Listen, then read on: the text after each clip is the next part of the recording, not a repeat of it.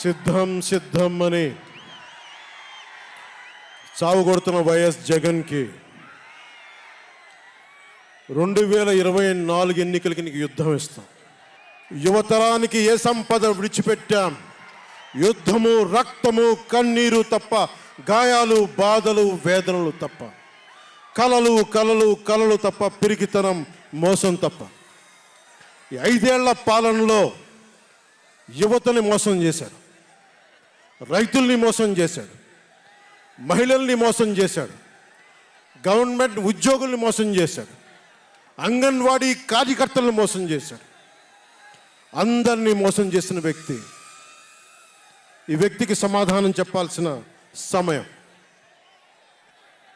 తెలుగుదేశం, జనసేన ఈ రోజున తాడేపల్లి గూడెంలో ఈ జెండా సభకి విచ్చేసిన ఆంధ్రప్రదేశ్ రాష్ట్ర నలుమూలల నుంచి వచ్చిన అభిమానులకి, తెలుగుదేశం తమ్ముళ్ళకి, తెలుగు మహిళలకి, మబ్బుల్లో పరిగెత్తే పిడుగుల్లాంటి జన సైనికులకి, వీర మహిళలకి, వేదిక పైన ఉన్న తెలుగుదేశం సీనియర్ నాయకులకి, పెద్దలకి, తెలుగుదేశం మహిళా నాయకురాళ్ళకి 4 దశాబ్దాల సుదీర్ఘ అనుభవం, ఆటుపోట్లు తట్టుకొని నాకే ఉత్సాహం వచ్చేలా, నన్నే ఉరకలు పెట్టించేలా రాజకీయ ఉద్దండలు శ్రీ నారా చంద్రబాబు నాయుడు గారికి నా హృదయపూర్వక నమస్కారాలు.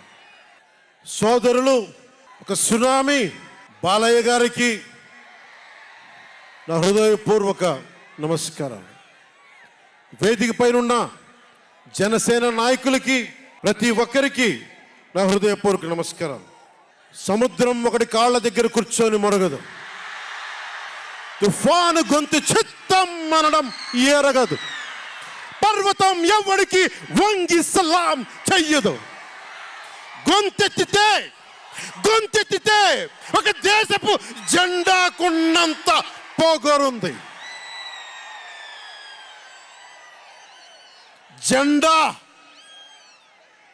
జెండా సభ ఎందుకు పెట్టాను?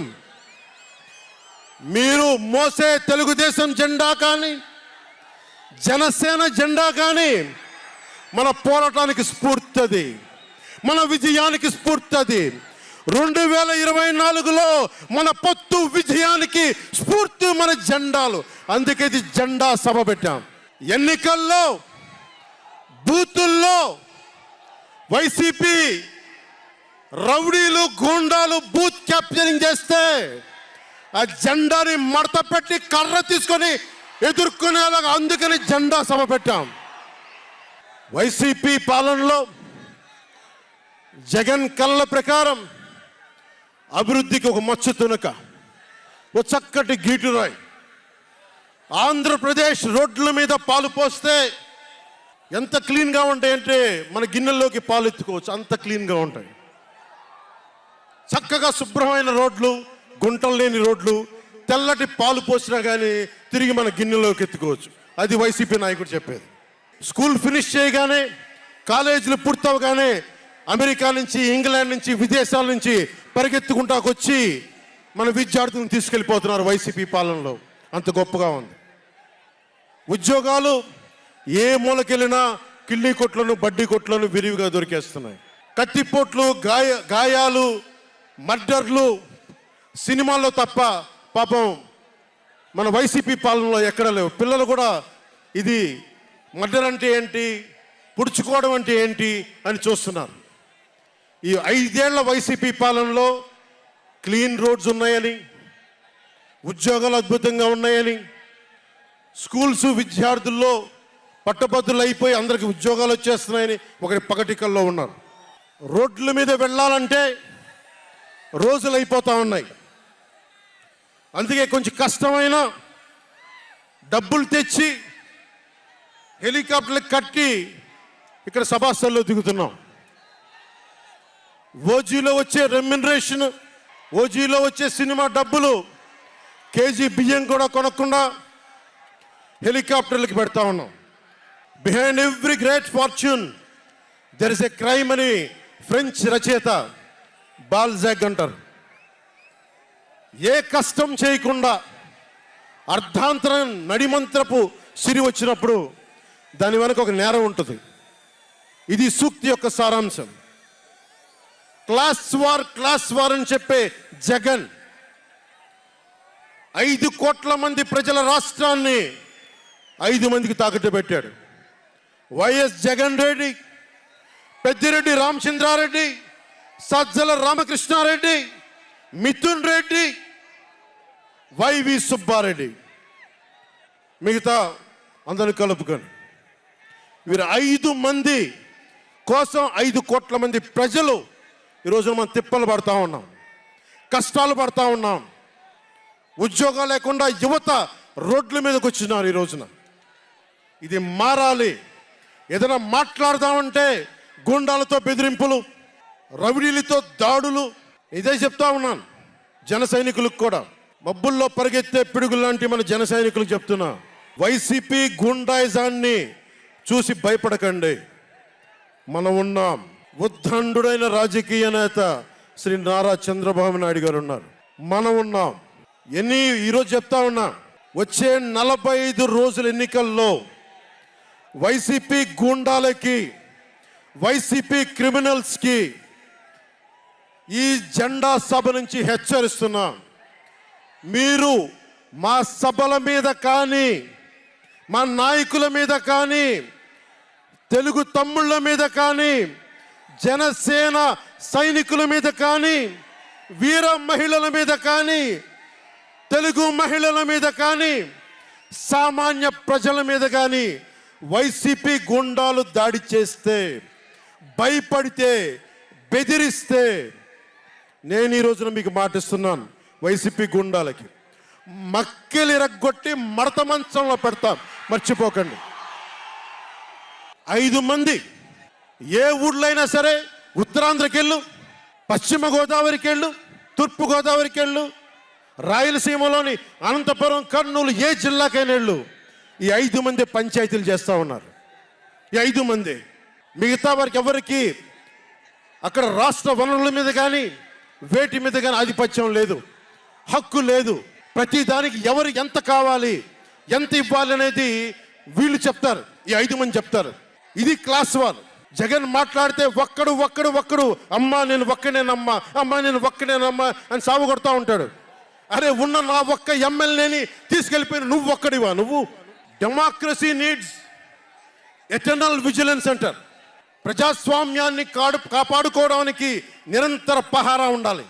2014 పార్టీ పెట్టినప్పటి నుంచి ఈ రోజు దాకా నేను చేస్తుంది ప్రజాస్వామ్యాన్ని కాపాడే ప్రయత్నాలే. అందుకని నేను తీసుకునే కొన్ని నిర్ణయాలు పార్టీ పరంగా ఉండవు, వ్యక్తిపరంగా ఉండవు, రాష్ట్ర ప్రయోజనాలకు ఉంటాయి, దేశ ప్రయోజనాలకు ఉంటాయి. అంతేకాని ఏ రోజున కూడా వ్యక్తి ప్రయోజనాలను ఆశించి నేను ఎప్పుడు రాజకీయం చేయాల. ప్రజాస్వామ్యాన్ని కాపాడటానికి రాజకీయం చేశాం, ప్రజాస్వామ్యాన్ని కాపాడటానికి పొత్తులు పెట్టుకున్నాం. డెమోక్రసీలో ఎప్పుడు కూడా ఒక డిసెంట్ ఉంటుంది, ఒక వ్యతిరేకత ఉంటుంది. కోఆపరేషన్ అండ్ కన్ఫ్రాంటేషన్, సహకారం, సంఘర్షణ 2 పక్కన ఉంటాయి. సంఘర్షించాల్సిన పరిస్థితులు ఉంటాయి, సహకారం ఇవ్వాల్సిన పరిస్థితులు ఉంటాయి.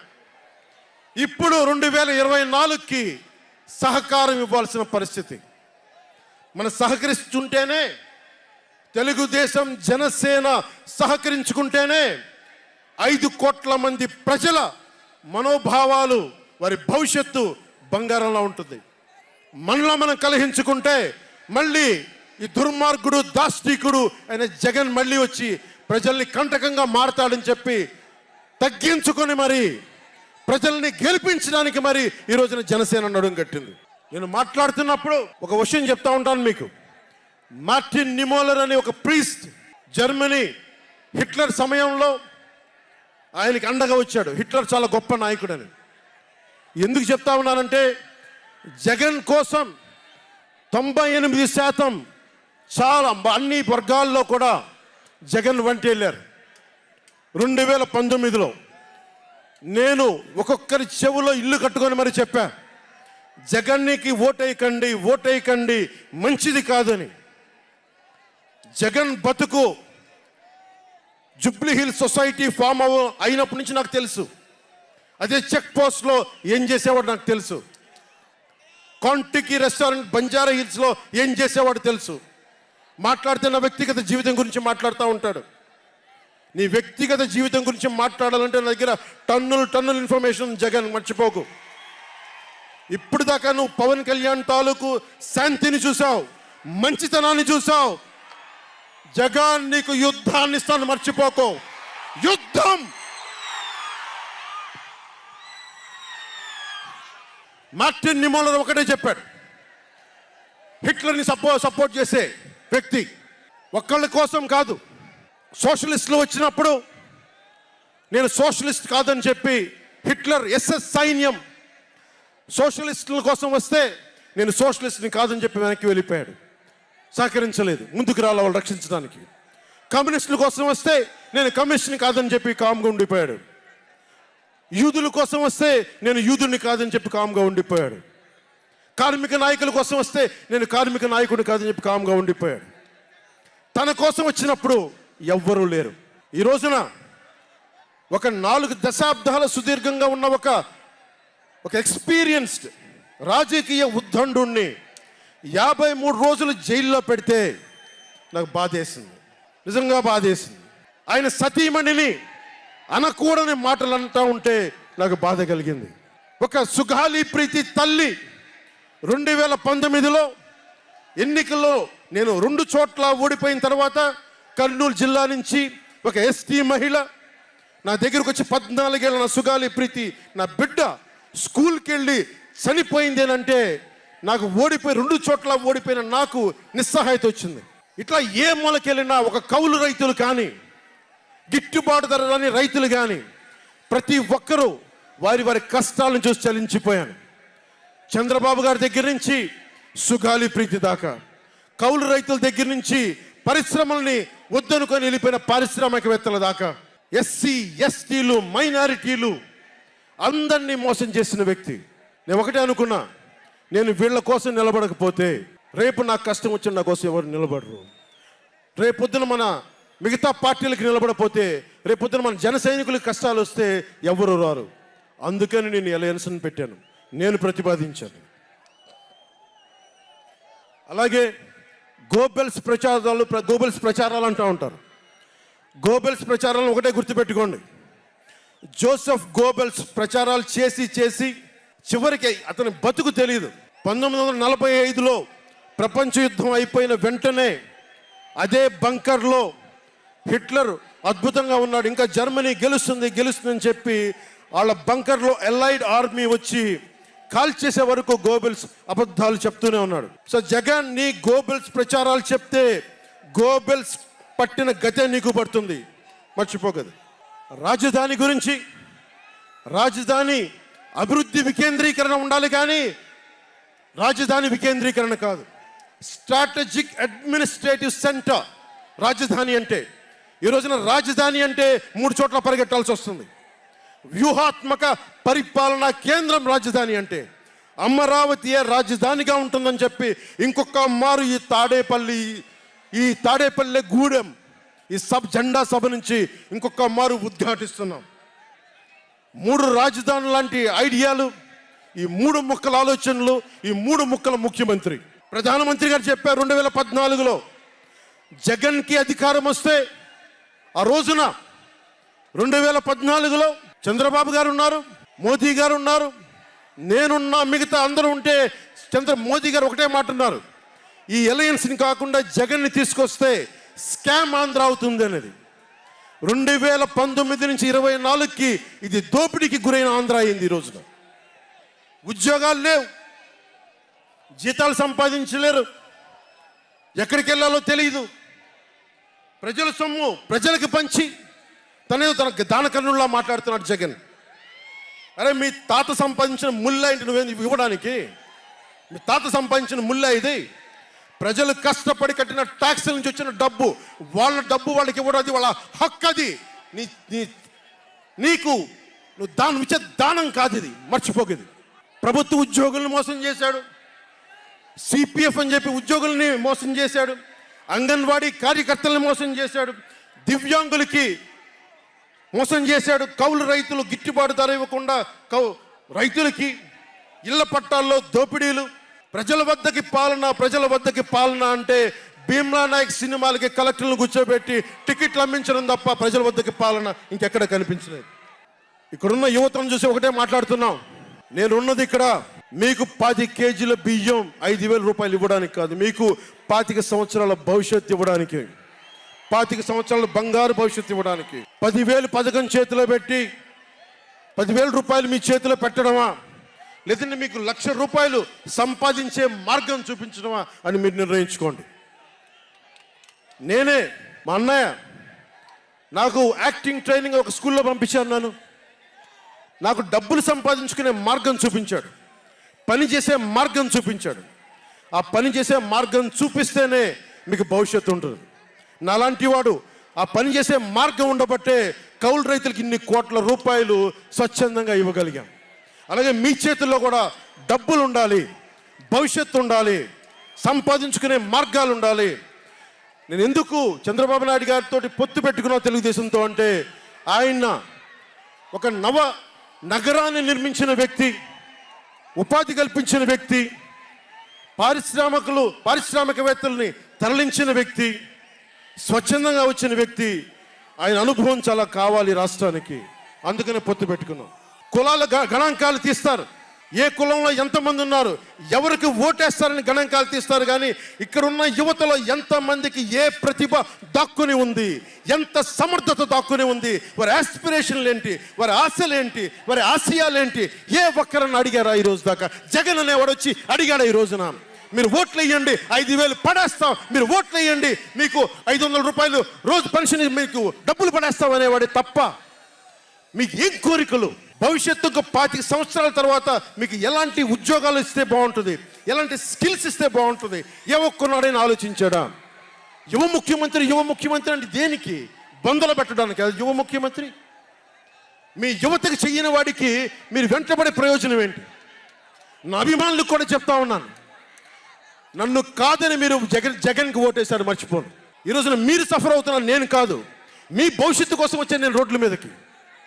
శుభ్రంగా కోట్లు సంపాదించుకునే మార్గాలు ఉన్నాయి నా దగ్గర, యాక్టింగ్ స్కిల్స్ ఉన్నాయి. అన్నీ కాదనుకొని ఎందుకు వచ్చాను? నన్ను నేలే, మన మనుషులే, మన వాళ్ళే తప్పన పెడితే నేను 2 చోట్ల ఓడిపోయాను. 2 చోట్ల బాధ లేదు, నిలబడ్డా. 2 చోట్ల ఓటమి బాధ మీకు ఎలా ఉంటుందో తెలుసా? ఒక ఎగ్జామ్ పోతే మీకు బాధ ఎలా ఉంటుందో విద్యార్థికి తెలుసు. అలాంటిది నేను 2 చోట్ల ఓడిపోతే నేను నిరాశ, నైరాశ్యం, బాధ ఉండింది. ఒకటే గుర్తుపెట్టుకున్నా, డర్బన్లో దక్షిణాఫ్రికాలో గాంధీని ట్రైన్లోంచి గెంటి వేయబడ్డ గాంధీ గారు గుర్తొచ్చారు. ఏ ఆటుపోట్లు తీసుకోకుండా మన పార్టీని నడపలేం, అవమానాలు తీసుకోకుండా ముందుకెళ్ళలేం. వారందరినీ స్మరించుకొని వారి స్ఫూర్తితోటి ఈరోజు నిలబడే ఉన్నాం, బలంగా నిలబడి ఉన్నాం, ఒక కంటకొని ఎదుర్కొంటా ఉన్నాం. మీరు చెప్పండి, మీకు కాంటాక్ట్ సర్టిఫికేట్ కావాలి ఉద్యోగాలకు వెళ్ళాలంటే? మీరు ఉద్యోగాలకు వెళ్ళాలంటే కాంటాక్ట్ సర్టిఫికేట్స్ కావాలి, పాస్పోర్ట్ కావాలంటే మీ ప్రవర్తన ఎలాంటి ప్రవర్తన కాంటాక్ట్ సర్టిఫికేట్లు కావాలి. ఒక ముఖ్యమంత్రికి కాంటాక్ట్ సర్టిఫికేట్లు అవసరం లేదు. ఎన్ని కేసులున్నా పర్లా, ఈ ఉండే గూండా ఎమ్మెల్యేలకి ఎన్ని దోపిడీలు చేసినా వాళ్ళకి కాంటాక్ట్ సర్టిఫికేట్ అవసరం లేదు. పోలీసు ఉద్యోగానికి వెళ్ళాలంటే కాంటాక్ట్ సర్టిఫికేట్లు, చిన్నపాటి ఉద్యోగం కావాలంటే కాంటాక్ట్ సర్టిఫికేట్లు. కానీ మనల్ని పాలించే ఈ వైఎస్ జగన్కి, వీళ్ళ అనుంగులైన ఈ దాష్టీకుల సమూహానికి కాంటాక్ట్ సర్టిఫికేట్ అవసరం లేదు. మనకి కాంటాక్ట్ సర్టిఫికేట్లు ఇచ్చే నాయకులు మనకంటే ఉన్నతంగా ఉండి తీరాలి. మీరు అలా కాకుండా దోపిడీగాళ్ళని, దొంగల్ని ఎన్నుకుంటే మనమే బాధపడాల్సి వస్తుంది. ఈ రోజున పొద్దున్నే పథకం కింద డబ్బులు ఇస్తాడు, సాయంత్రం సారా కింద పట్టుకోపోతాడు. జగన్ ఇచ్చేది చేయూత కాదు, చేతి వాటం. పొద్దున్నే డబ్బులు ఇస్తాడు, పొద్దున్నే పథకం కింద డబ్బులు, సాయంత్రం సారా కింద పట్టుకెళ్ళిపోతాడు. ఎక్కడైనా చూడు, డిజిటల్ పేమెంట్స్ లేవు, మొత్తం సారా డబ్బులంతా క్యాష్ డబ్బులు, మొత్తం క్యాష్ డబ్బులు. ఇలాంటిది నేను ఇన్ని రోజుల నుంచి, ఇన్ని సంవత్సరాల నుంచి నిలబడే ఉన్నాం. బాధగా ఉంది. అరే మా నేల ఏమైపోతుందని బాధ ఉంది. కింద మీద పడుతున్నాం. ఏ రోజు కూడా ఎవరిని చేయి సాచి డబ్బులు అడగల. నిలబడి ఉన్నాం. కష్టపడి సంపాదించిన డబ్బులు తీసి పార్టీని నడిపాం. ఎవరున్నారు నా వెనక? మహామహులు ఉన్నారా? నన్ను నమ్మే నా జన సైనికులు, నన్ను నమ్మిన నా తల్లులు తప్ప ఎవరున్నారు నా వెంట? ఎందుకు నిలబడి ఉన్నాం? అరే నా దేశం బాగుండాలనే కదా, మన సమాజం బాగుండాలనే కదా, యువత భవిష్యత్తు బాగుండాలనే కదా నా తపన. అలాంటి నేను సినిమాలో ఉన్నప్పుడు కూడా అందరు హీరోలు బాగుండాలని కోరుకునేవాడిని. ఒక సినిమా హిట్ అయితే నాది అయితే ఒక వారమే నేను ఉంటాను. బాలయ్య గారి సినిమా సూపర్ డూపర్ హిట్ అవ్వాలని కోరుకునేవాడిని. జూనియర్ ఎన్టీఆర్ గారి సినిమా హిట్ అవ్వాలని కోరుకునేవాడిని. బాహుబలి ప్రభాస్ గారి సినిమా హిట్ అవ్వాలని కోరుకునేవాడిని. మహేష్ గారి సినిమాలు హిట్ అవ్వాలని కోరుకునేవాడిని. మెగాస్టార్ చిరంజీవి గారు అద్భుతంగా విజయాలు సాధించాలని కోరుకునేవాడిని. రామ్ చరణ్ విజయాలు సాధించాలని కోరుకునేవాడిని. ఇలాంటి అల్లు అర్జున్ లాంటి పుష్ప హీరో అద్భుతంగా ఉండాలని, గొప్ప అవార్డు సాధించాలని కోరుకునేవాడిని. ఇలా ఎందరో, ఒక్కళ్ళు కాదు, ఎందరో వారందరికీ పేరు పేరున చెప్పలేను, కానీ అందరూ బాగుండాలని కోరుకునేవాడిని. అలాంటి నేను కోరుకుంటుంది కూడా మీరందరూ బాగుండాలి. మనలో మనం కొట్లాడకుండా, కులాల మధ్య కొట్లాడకుండా, వర్గాల మధ్య పోరు లేకుండా, ప్రాంతీయ విభేదాలు లేకుండా ఆంధ్రప్రదేశ్ సుభిక్షంగా ఉండాలని తపన పడేవాడిని నేను. అలాంటి నేను కొన్ని నిర్ణయాలు తీసుకుంటాం. ఆ నిర్ణయాలు ఎలాంటివి? నాకు సంబంధించినవి కాదు, ప్రజలకు సంబంధించినవి. పొత్తులో భాగంగా నేను 24 స్థానాలు తీసుకున్నాను. 24 అసెంబ్లీ స్థానాలు తీసుకుంటే ఇంతేనా అంటున్నారు. 24ఏనా? ఇంతేనా? మనోళ్ళు కాదు, అవతలి వాళ్ళకి తెలియట్లా. బలి చక్రవర్తి కూడా వామనుణ్ణి చూసి ఇంతేనా అన్నాడు. బలి చక్రవర్తి కూడా వామనుణ్ణి చూసి ఇంతేనా అన్నాడు. నెత్తి మీద కాలు పెట్టి బలి చక్రవర్తిని అధాపాతాళానికి తొక్కుతున్నప్పుడు తెలిసింది ఎంతో అని. ఇంతింతై వటుడింతై నభో వీధిపై నంతై తోయిద మండలాగ్రమునకంతై వామనవతారాన్ని చూపిస్తుంది జనసేన. జగన్ గుర్తుపెట్టుకో, అధాపాతాళానికి తొక్కకపోతే నా పేరు పవన్ కళ్యాణే కాదు, మా పార్టీ జనసేనే కాదు, మర్చిపోకో. రేపు ఎన్నికలైనప్పుడు వైసీపీ వాళ్ళకి తెలుస్తోంది మనం ఎంతో. నెత్తి మీద కాలేసి తొక్కుతాం కదా, అప్పుడు అర్థమవుతుంది మేమేంటో. జగన్ జనసేన ఒక్క సీటు గెలిస్తేనే, జనసేన ఒక్క సీటు గెలిస్తేనే నేను రాజమండ్రి రోడ్ల పర్యవేక్షణకి వస్తానని అంటేనే రాత్రికి రాత్రి 10th క్లాస్ విద్యార్థిలాగా, 10th క్లాస్ చదువుకునే విద్యార్థిలాగా రాత్రికి రాత్రి రోడ్లు వేశారు. నైట్ అవుట్ చేసి మరి ఒక్క సీటుకే ఇదంతా. ఒక్క సీటు గెలిస్తేనే రాత్రికి రాత్రి రోడ్లు వేసావు. జనసేన 24 సీట్లతో ఏం చేయగలరో మీరు ఊహించుకోగలరా? వ్యూహం నాకు వదలండి, నన్ను నమ్మండి. 24 ఏంటి అని అంటా ఉన్నారు. విశ్వామిత్రుడు, బ్రహ్మర్షి విశ్వామిత్రుడు బ్రహ్మ పదానికి వెళ్ళడానికి కూడా 24తోనే. గాయత్రి మంత్రం 24 అక్షరాలు. అంకెలు లెక్క పెట్టదని చెప్పండి ఎవరిని, అంకెలు లెక్క పెట్టదని చెప్పండి ఎవరిని. పవన్ కళ్యాణ్ వంక కూడా చూడలేరని చెప్పండి. జనసేన మీద కన్నెత్తి కూడా చూడలేరని చెప్పండి. మనకి వైసీపీ జగన్ లాగా వేల కోట్లాది రూపాయలు వారసత్వంగా తినేసామా ఏంటి? మనం ఎన్నికలు రాగానే నియోజకవర్గానికి 50 నుంచి 100 కోట్లు తీయడానికి, ఖర్చు పెట్టడానికి, అన్ని స్థానాల్లో పోటీ చేయడానికి మన దగ్గర 50, 100, 1000 కోట్ల డబ్బులు ఉన్నాయా? మన దగ్గర దోచేసిన డబ్బులు ఉన్నాయా? లేదంటే 4 దశాబ్దాల సుదీర్ఘమైన అనుభవం ఉన్న ఒక వ్యవస్థలు ఉన్నాయా మన దగ్గర? తెలుగుదేశం పార్టీ నాయకుల్లాగా ఏమున్నాయి మన దగ్గర? వెతుక్కున్నాం, ఇటుక పెంచుకున్నాం. ఇప్పుడిప్పుడే ఇల్లు కడుతున్నాం, జనసేన ఇల్లు కడుతున్నాం, కోట కూడా కడతాం. తాడేపల్లి జగన్ కోట కూడా బద్దలు కొడతాం. సామాన్యుడు రాజకీయం చేస్తే భరించలేని ఆధిపత్యపు ధోరణి, సామాన్యులు రాజకీయం చేస్తే తట్టుకోలేరు. అధికారం వాళ్ళ ఫ్యాక్షన్ కోటల్లోనే ఉండాలి. అది దాటి మనలాంటి మామూలులోకి వస్తే, మనం వ్యూహాలు వేస్తే, మనం పొత్తులు పెట్టుకుంటే వాళ్ళు భరించలేరు. అందుకని రకరకాలుగా చెప్తారు కథలు. సామాన్యుని రాజకీయం భరించమని చెప్పండి. జగన్ సామాన్యుడు రాజకీయం చేస్తే ఇలాగే ఉంటుంది. వ్యూహాలు వేస్తాం, పొత్తులు పెట్టుకుంటాం, నీ కోటలు బద్దల కొడతాం. అలాగే నాకు కానీ జనసేన పార్టీకి కానీ సలహాలు సూచనలు అవసరం లేదు. సలహాలు సూచనలు ఇచ్చేవాళ్ళు అక్కర్లేదు. యుద్ధం చేసేవాళ్ళు కావాలి. కొత్త రక్తంతో, కుత్తలాడే రక్తంతో, గుండెలు చరించుకునే యువ రక్తం కావాలి. దాష్టికాన్ని నిలబడే యువకులు కావాలి. కత్తులు పట్టుకునే వీర మహిళలు కావాలి. అంతేగాని నాకు సలహాలు ఇచ్చేవాళ్ళు, మీకు తెలుసా జగన్ ఎలాంటి వాడో? సొంత బాబాయినే మర్డర్ చేయించిన వాడు, సొంత చెల్లినే గోడకేసి కొట్టిన వాడు.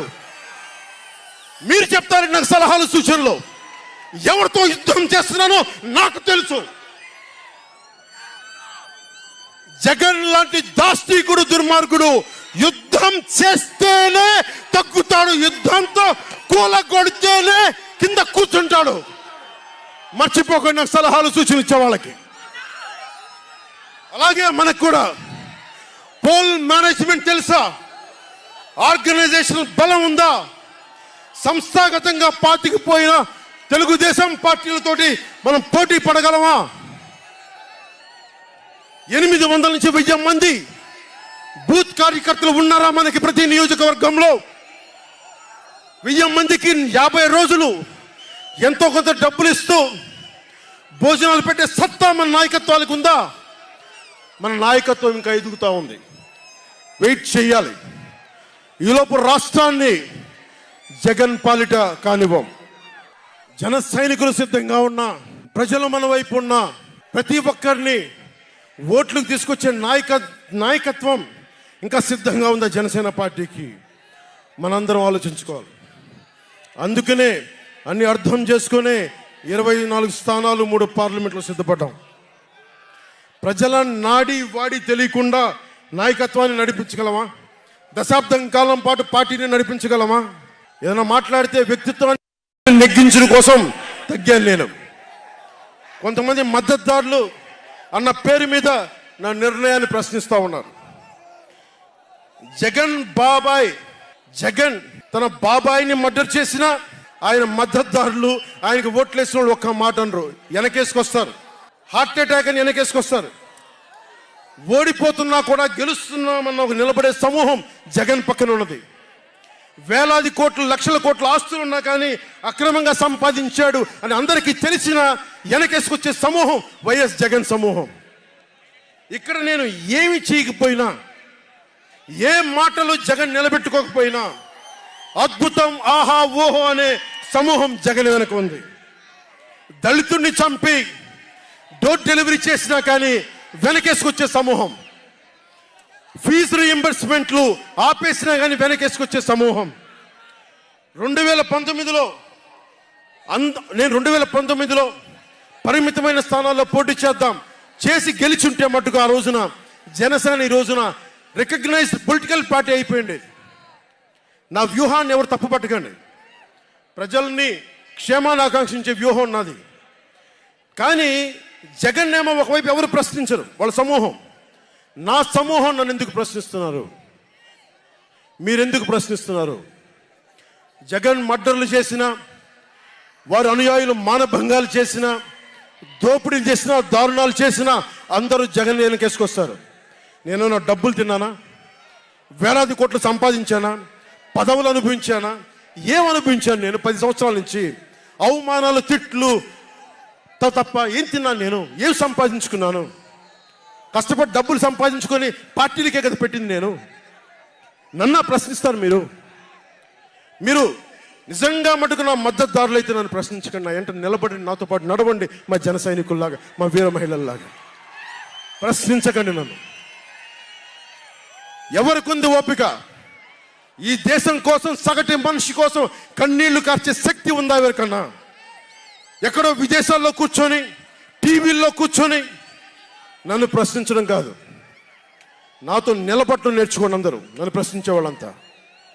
మీరు వెనక నా మద్దతుదారులు అయితే నా వెంట నడవండి, నిలబడండి. నాతో నడిచేవాడే నా వాళ్ళు. నేను ఎప్పుడు కూడా ఒక నియోజకవర్గం దృష్టిలో లేదు. నాకు దేశం ఉంది, మానవత్వం ఉంది, మన ఆంధ్రప్రదేశ్ ఉంది, తెలుగు ప్రజల, తెలంగాణ ప్రజల నేల ఉంది. నాకు తెలంగాణ నేల ఉంది నా దృష్టిలో. ఒక నియోజకవర్గం గురించి నేను ఎప్పుడు ఆలోచించాల.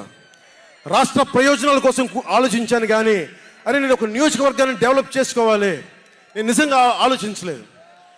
నేను ఒకటే అనుకున్నా, నేను ఇంతమంది కోసం పనిచేస్తున్నప్పుడు నా కోసం ఆలోచించే ఒక నియోజకవర్గంలో ఉండి కొద్దిమంది పనిచేస్తారని ఆశించాను. దురదృష్టం, అనుకున్నంత పని చేయలేకపోయారు. సంతోషం. ఒక నియోజకవర్గం వ్యక్తిని కాదు నేను. ఓడినప్పుడు మీతోనే ఉంటాను, గెలిచినప్పుడు మీతోనే ఉంటాను. నేను ఎక్కడి నుంచి పోటీ చేసినా సరే. పవన్ కళ్యాణ్తో స్నేహం అంటే చచ్చేదాకా. పవన్ కళ్యాణ్తో శత్రుత్వం అంటే అవతల వాడు చచ్చేదాకా. ఇద్దరు కలిస్తే చూడలేడు, నలుగురు నవ్వుకుంటే చూడలేడు, 10 మంది పచ్చగా ఉంటే భరించలేడు. ఏమంటారు అలాంటి వాడిని? చెల్లిని గోడకు పెట్టి కొట్టేవాడిని ఏమంటారు? తల్లిని చెల్లిని దూరం పెట్టేవాడిని ఏమంటారు? ప్రజల్ని కష్టాలు పెట్టేవాడిని ఏమంటారు? ఓ దాష్టీకుడు, ఒక సైకో అంటాం. జగన్ బాధితులందరికీ ఒకటే చెప్తా ఉన్నాను, 1 man's courage makes a majority అంటాం. 1 man's courage. జగన్కి సంబంధించినంత వరకు పవన్ కళ్యాణ్ అంటే 3 పెళ్లిళ్ళు 2 విడాకులు. అతని దృష్టిలో 4 పెళ్లిళ్ళు అంటాడు. మరి 4వ పెళ్ళం ఎవరో తెలియదు, జగన్ ఏమో నాకు తెలియదు. మరి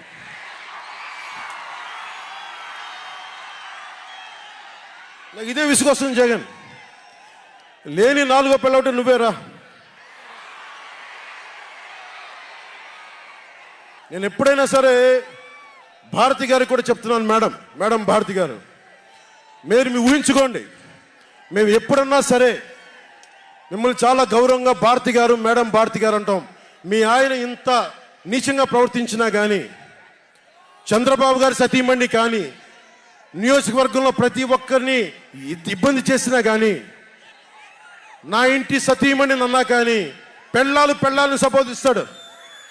ఆ మాట మిమ్మల్ని అంటే ఎలా ఉంటుంది? భారతి గారు ఆలోచించండి ఒకసారి. నాకు తెలుగు వచ్చు, నేను పెద్ద ఇంగ్లీష్ మీడియం చదువుకున్న వ్యక్తిని కాదు, నాకు చాలా భాష వచ్చు, కానీ సంస్కారంగా ఉండదని మాట్లాడినంతే. జగన్, నీకు సంబంధించినంత వరకు నేను 3 పెళ్లిళ్ళు 2 విడాకులు. పవన్ కళ్యాణ్ అంటే జగన్ చెప్తున్నా విను, పవన్ కళ్యాణ్ అంటే ఆంధ్రప్రదేశ్ ప్రజల భవిష్యత్తు. పవన్ కళ్యాణ్ అంటే ఈ దేశపు యువత కాలంలో. పవన్ కళ్యాణ్ అంటే కన్నీళ్లు తుడిచే చెయ్య. పవన్ కళ్యాణ్ అంటే అర్ధరాత్రి పరిగెత్తుకుంటా వచ్చి ప్రాణాపాయంలో ఉన్న 108 అంబులెన్స్. పవన్ కళ్యాణ్ అంటే ఆడబిడ్డలకి రక్షణగా ఉండి చేతికి కట్టే రాఖీ.